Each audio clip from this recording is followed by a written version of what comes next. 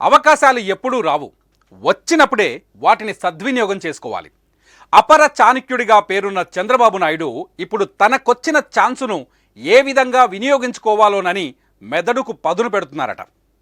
దేని గురించి అనుకుంటున్నారా? అదేనండి, టీడీపీ జనసేన కూటమితో కలిసి ఎన్నికలకు మేము సైతం అంటూ కమలదళం కబురిచ్చింది. పార్టీతో డిస్కస్ చేసి చెబుతానని చంద్రబాబు ఆ ప్రపోజల్ను హోల్డ్లో పెట్టారు. తిరిగి రేపో మాపో వెళ్ళి కొన్ని డిమాండ్లు అంటే ఎన్నికల మేనిఫెస్టోలో మీ తరఫు నుంచి హామీలు కావాలంటూ చిట్టా రెడీ చేస్తున్నారట. సిఎంఆర్ ఫ్యామిలీ మాల్ ఇప్పుడు మన కేపీహెచ్బీలో ఫిబ్రవరి 10వ తేదీన ప్రముఖ నటి శ్రీలీల గారిచే ఘన ప్రారంభం. వాటికి కాషాయ దళం ఓకే అంటే రాజధాని కూడా పూర్తిగాని ఏపీ ఈ దెబ్బతో సెట్ అయిపోద్దట. అవేంటో చూద్దాం. ఏపీలో ఎన్నికల హడావిడి టాప్ గేర్లో రన్ అవుతుంది. వైసీపీని గద్దదించేందుకు టీడీపీ జనసేనలు జట్టు కట్టి టికెట్ల కేటాయింపులో నిమగ్నమైన తరుణంలో కమలం నుంచి కబురొచ్చింది.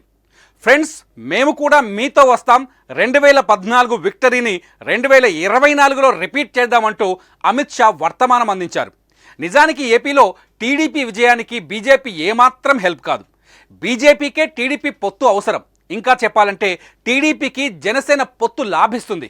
ఎందుకంటే జనసేన విడిగా పోటీ చేస్తే వైసీపీకి వ్యతిరేక ఓట్లు చీలిపోయి అది వైసీపీకి వరంగా మారుతుంది. గత ఎన్నికల్లో జరిగింది అదేనని టీడీపీ జనసేన వర్గాల మాట. జనసేన అని పవన్ కళ్యాణ్ కూడా ఆ పొరపాటు మళ్లీ జరగకూడదనే ఉద్దేశంతో సైకిల్ పార్టీతో స్వారీకి రెడీ అయ్యారు. ఈ క్రమంలో అనూహ్యంగా బీజేపీ లైమ్ లైట్లోకి వచ్చి స్నేహహస్తం అందించేందుకు రెడీ అంటోంది. దీంతో చంద్రబాబు పవన్లు తమ మెదడుకు పదును పెడుతున్నారట. ఎన్నికల వేళ బీజేపీ దోస్తీ తమకు ఉపయోగపడకపోయినా ఎన్నికల తరువాత కేంద్రం నుంచి ఏపీకి రావాల్సిన సాయంపై మాట తీసుకోవాలని అనుకుంటున్నారట. ఎందుకంటే రాష్ట్రం విడిపోయిన తరువాత విభజన హామీలు ఏవీ పూర్తి స్థాయిలో అమలు కాలేదు. వాటిని అమలు చేసే శక్తి కేంద్రానికే ఉంది. రాజధాని నిర్మాణంతో పాటు స్పెషల్ స్టేటస్, పోలవరం ప్రాజెక్టు పూర్తి, విశాఖకు రైల్వే జోన్ వంటి వాటిపై క్లారిటీ కావాలని టీడీపీ జనసేనలు డిమాండ్ చేస్తున్నాయి. వాటి అమలుకు బీజేపీ హామీ ఇస్తే రానున్న ఎన్నికల్లో టీడీపీ, బీజేపీ, జనసేన కూటమికి తిరుగుండదనేది ఎనలిస్టుల మాట. దీనిపై గట్టిగా పట్టుపట్టేందుకు చంద్రబాబు చూస్తున్నారట. పొత్తులో భాగంగా బీజేపీకి సీట్లు కేటాయిస్తే ఆయా ప్రాంతాల్లో తెలుగు తమ్ముళ్లు త్యాగం చేయాలి. అయినా రాష్ట్ర ప్రయోజనాల కోసం మా వారిని మేము బుజ్జగిస్తాను అని మీరు మాత్రం ఏపీకి న్యాయం చేయాలని బాబుగారు అడగబోతున్నారట.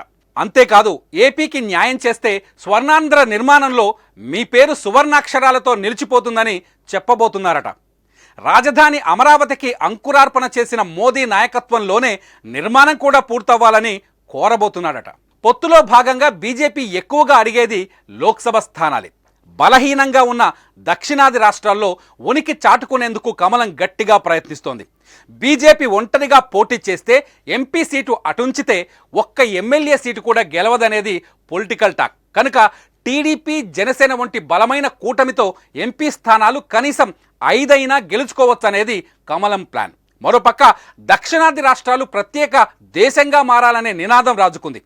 ఈ తరుణంలో సౌత్ స్టేట్స్లో ఎంపీ స్థానాలు గెలుచుకొని ఆ వాదం అవసరం లేదనే భావన కల్పించాల్సిన బాధ్యత బీజేపీకి ఉంది. కేంద్రంలో అధికారంలో ఉంది కనుక అందువల్ల మన తెలుగు రాష్ట్రాల్లోనూ కమలం ఉనికిని చాటుకోవాల్సిన అత్యవసర పరిస్థితి. బీజేపీకి తెలంగాణలో పొత్తు లేకపోయినా ఒంటరిగా పోటీ చేసే క్యాడర్ ఉంది, కానీ ఏపీలో అలాంటి పరిస్థితి లేదు. అధికార వైసీపీ ఎన్నడూ ఏ పార్టీతో పొత్తు పెట్టుకోలేదు. కావాలంటే ఎన్నికల అనంతరం మద్దతిస్తుంది. దానికంటే డైరెక్ట్ తమ పార్టీ నేతలే ఎంపీగా ఉంటే మేలని టీడీపీ, జనసేన కూటమితో దోస్తీకి బీజేపీ సై అంటుంది. ఈ క్రమంలోనే తమకు కావలసినవి చేసి పెట్టాలని బాబు, పవన్లు అడగబోతున్నారట. 2014 ఎన్నికల్లోనూ పోలవరం ప్రాజెక్టు నిర్మాణానికి తెలంగాణలో ఉన్న ముంపు మండలాలు కొన్ని ఏపీలో కలపాలని చంద్రబాబు చెప్పారు.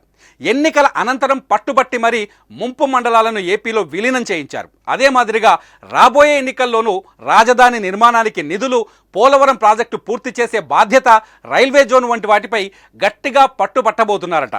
ఏనాటికైనా ఇవన్నీ కేంద్రం చేయాల్సిందే కనుక కమలం పార్టీ బాబుగారి డిమాండ్స్కు ఓకే అంటుందనే టాక్ నడుస్తోంది. అదే గనక జరిగితే ఈ దెబ్బతో ఏపీ సెట్ అయిపోయిద్దంటున్నారు ఎనలిస్టులు. చూద్దాం, పొత్తు కుదిరాక వచ్చే మేనిఫెస్టోతో అవన్నీ అవగతమవుతాయి.